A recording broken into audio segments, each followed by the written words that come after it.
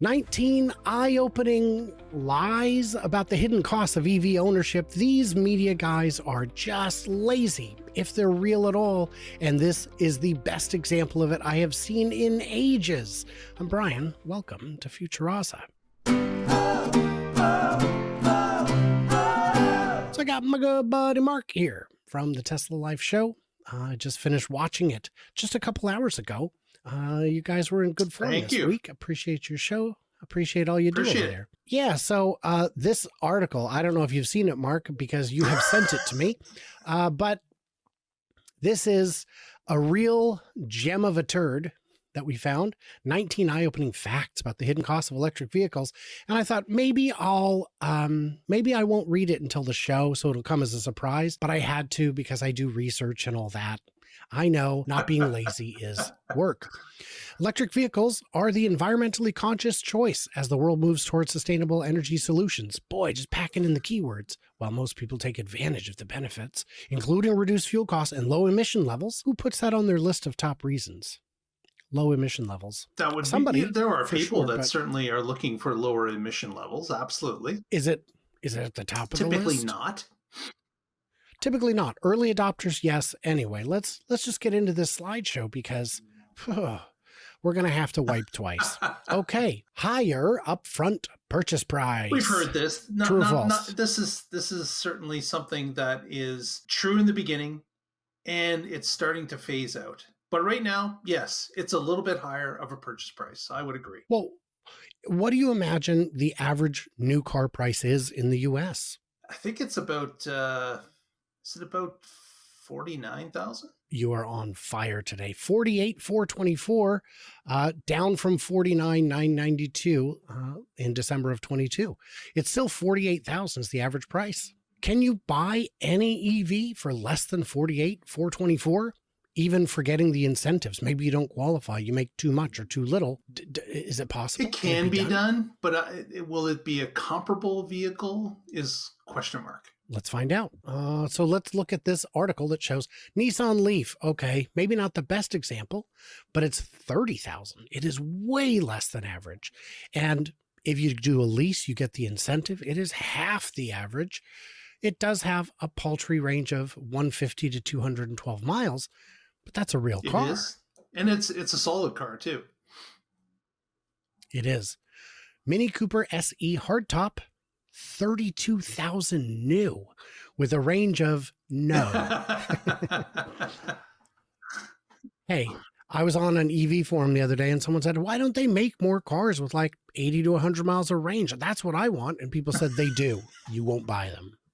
Oh yeah. Hyundai Kona, 34,000. And again, in the US, if you lease these, you may be able to get the $7,500 credit up to 261 miles of range. We're into real car territory at substantially below the average price. And I'm told it is available in colors other than caution neon green. Tennis ball green. Tennis ball. Hyundai Ioniq 6, under 40 grand. I've driven this car. It's nice. It's nice. It's not what I'm looking for. It has decent range. Again, not what I'm looking for. Tesla Model 3, 40 grand, and you get the incentive. That makes a big difference. It's a good car. You are not going to find a car better than this one in the same net price range. It has all the bells and whistles. It's a great car.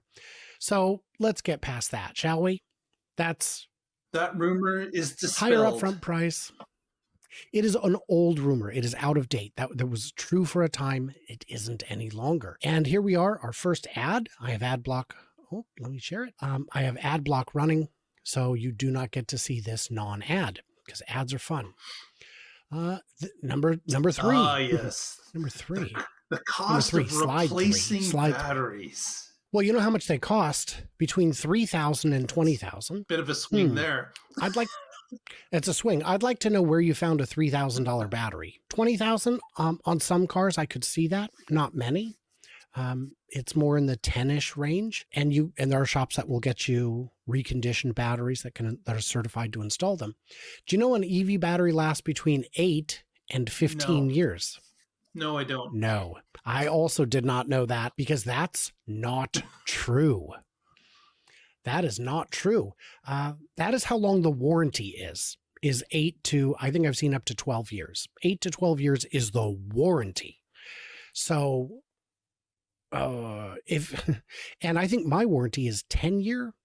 I think I don't remember. It might be 10 years on my warranty.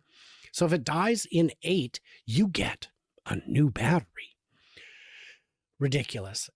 Hey, how long does an engine last? Depending on the mileage, but you might be looking at 10, 12 years. Interestingly, I went ahead and pulled that up as well.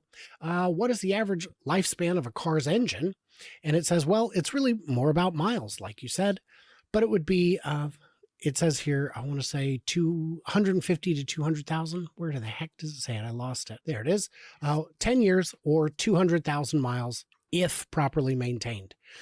If that's true, my question would be, why don't they have a warranty that's that long? So here we are, powertrain, Acura, 70,000 miles. That's pretty good. Cadillac, 70,000. This is the list of ones with the best warranties. Infiniti, 70,000. Jaguar, 60,000. If it's going to last 200, so if we can just take any of these and multiply them, we'll say by 3, then that means the battery in your car should last 3 times longer than the warranty as well. Yeah, so now we're talking 24 years at a minimum. Come on. Let's not be crazy people, if possible. So, cost, yeah. Investment in charging infrastructure, although convenient, home charging may not be accessible for all. Public charging stations might be scarce, and home charging units must be installed, or utilization of expensive public charging becomes a necessity. There's a hint of truth in this, a hint. But certainly, the first thing is, do you have a driveway or a garage? If you do, right? You can plug in at any time. Even a regular socket, a regular 110-volt socket can get most people by. What does that cost, though? I mean, if you were to buy something like that, it costs a few dollars. Like, we're not talking. No, I mean for the charger itself. For the charger itself, it comes with the car, free. Depends on the car. Tesla no longer does. Most cars do, but if it doesn't, yeah, they're like $100, $100, $200. They're not expensive. You can pay more, if you'd like. If you want. You can pay in between if you'd like. You can go nutso and get this very fancy one with all the bells and whistles, or you could. Let's see. No, I don't have one. I've got a CCS to 220. If someone would like to have it, come find me. I'll give it to you. So, yeah. So home charging, you don't need to deal with any of that stuff. And public charging, I mean, yeah, it can be expensive, I guess, but it doesn't have to be. Well, if you don't have a charging spot, you've got to do a little homework. You have to understand what infrastructure is around you, and you have to understand how much that infrastructure costs. That's homework that an EV owner, potential owner, needs to do first. Before anything else. And while I was on that, I should share that 110 will work. I used a wall socket for a very long time when I first bought mine. Can you think of a EV on the market for which it wouldn't work? Because I can only think of one. And if you have a level 2 charger, anyway, we'll get to that in a minute. It's kind of funny. You'll see. So restricted range. Even though battery technology increases the mileage of most electric cars, most have limited range compared to traditional gasoline cars. Comes with additional planning, costs, and delays once travel is planned. This must be an old article or old information to make a new article. This is absolutely ridiculous. This hurdle has been overcome many years ago with the charging infrastructure available and the navigation systems within the car to direct you to a charging area that is suitable for the car and the trip you're doing. Well, I checked because you brought it up. This is from Halloween. It's a spooky article. Ooh. Very, very silly. Another ad. I love ads. I like the blank so ads. good. They're great. Well, that's because I use ad block, and you should too, so you won't see any ads except ones like these that say support the mission by helping me out on Patreon, YouTube, X as a subscriber, or using my referral code. You'll get $500 off. You're coming out saving money. And yeah, time cost of charging. Look Mark, at this guy wasting his time looking at his cell phone. He's smiling. He's looking at adult content. Did you know, and this is true, I found out, there is adult content on the internet. No, there is. Charging an electric, yeah, true. In the comments, no. Charging an electric vehicle takes far longer than a typical gasoline car, although it varies by charging station and by which vehicle. True, that part's true. Full charging of an EV can take anywhere from 30 minutes to several hours, or even days. Days, Mark. Days. Oh, man. So I don't know. Full charging, just the fact that you said full charging. No. Full to what? Full to what I wanted at, or full to 100? Because the only time I fill to 100 is if it's the night before a road trip. So just topping off, have you ever charged for fewer than 30 minutes when topping off? I've charged as little as 5 minutes. For me, the shortest is 3 to 5 minutes. I'm on my way home. I'm almost there. And I'm like, I don't want to come in on my last 3 electrons swirling around the funnel. You can hear them. I'm just going to stop, plug in, and unplug and go. Very, very quick. But first I have to crank up the volume and play something obnoxious. No, I don't do that. But boy, could you imagine? But let's talk about days. Yeah. How did they get days on this? Like, that's level 1 is the only way I can think of. Where on earth would I go? If I had level 1 and I'm stranded somewhere and literally that's all I've got, because I keep a mobile charger in the car in case, I could just plug in at someone's house, but I wouldn't stay there. I'd charge to 3% and then drive to a charger. Yeah, days. These are just unfortunate people, Ryan, that they know they have to charge, and they have a choice of going to a fast charger, or they have a choice of going to a level 2 charger, but they decide, I'm going to a level 1, a 110 volt, because I want to charge for days. How long does it take to go from 0 to full on a 220 volt socket at home, the kind we have in the US where it's, a good juicy amount? How long does it take to fully charge a Hummer EV? Hummer EV. Oh my gosh, that's 200 kilowatt hours of battery. I'm going to say a full 24 hours. 17. Okay. And that's on a 30 amp, not even a 50 amp. So, and if you could get up to 80 amps, well, then it'd be, 7 hours. But I've never seen 80 amp charging at someone's home. I'm sure it exists, but not today, not for the sake of this.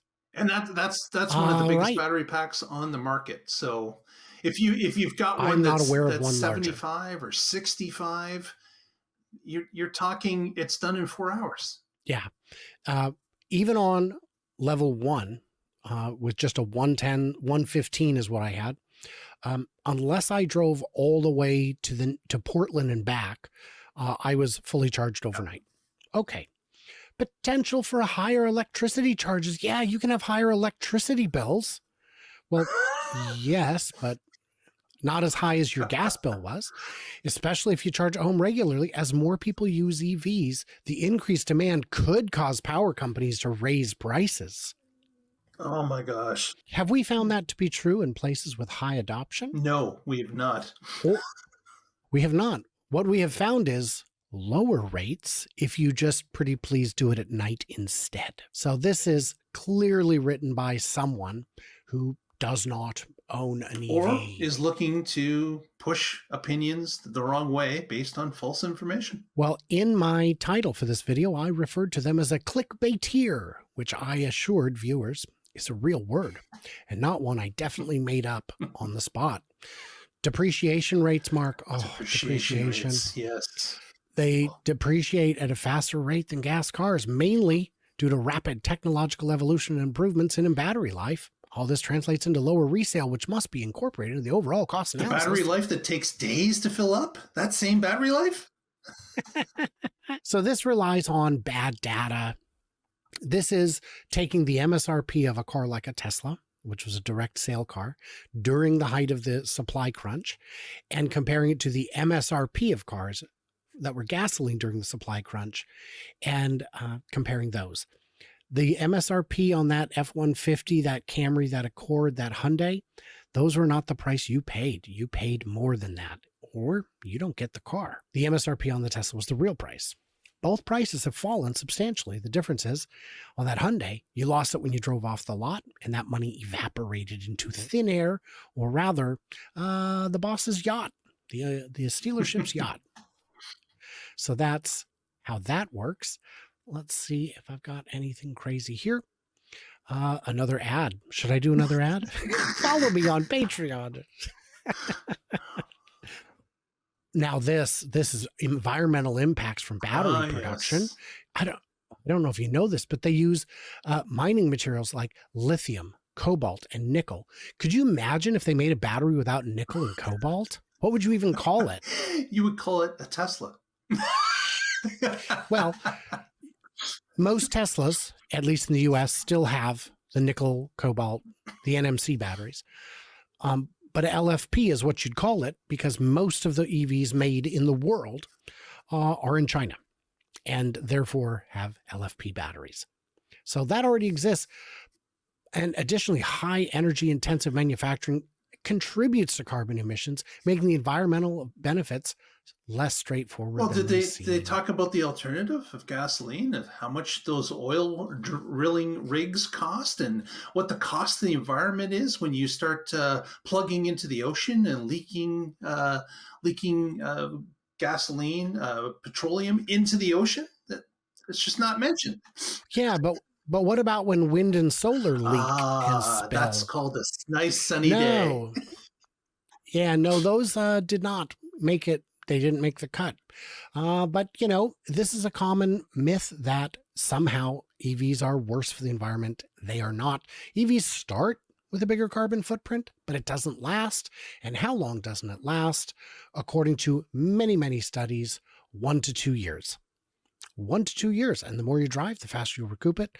The longer you own it, the more you will offset.